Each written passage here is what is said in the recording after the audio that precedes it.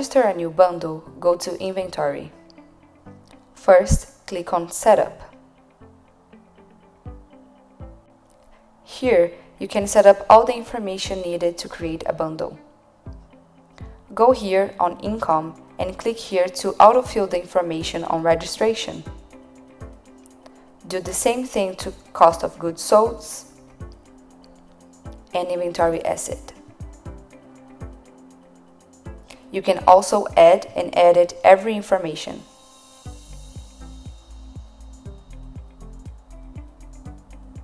Now you can go to New. Here, you're going to register a new bundle.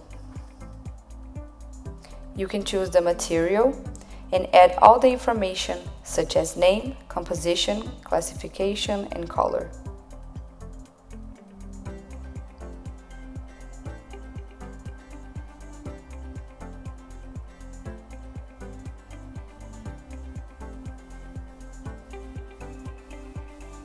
You can also add quality, finish, and thickness. Inventory account, income, and expense will be already filled because you set it up. You can add a sales price and also the currency. Here in block, you can use letters and numbers so you can better locate your bundle.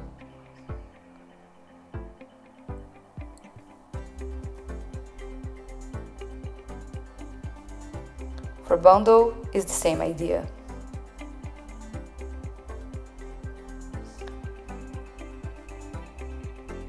Container, you can also add numbers and letters for container number and container name.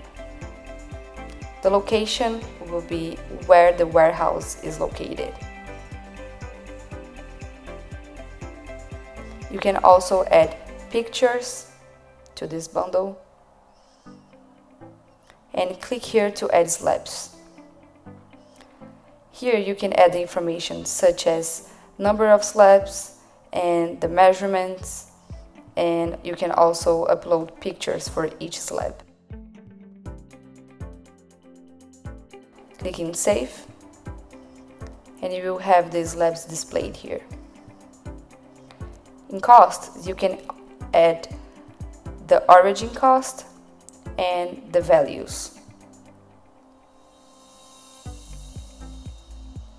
Click here to save and you will see this syncing loading, which means that it's syncing with QuickBooks. As you can see here, you don't have the QuickBooks logo.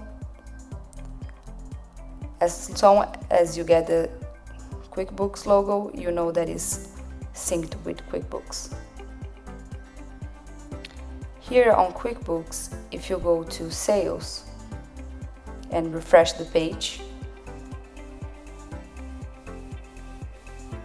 you have all the slabs you just added to the bundle, also displayed here, with the name of the blocks, of each block.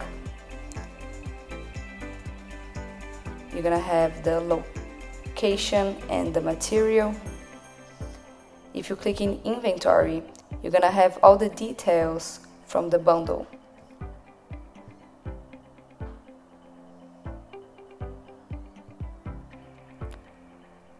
You can have the measurements and the sales price. And the quantity on hand is gonna be 0 because you don't have any order assigned to that slab.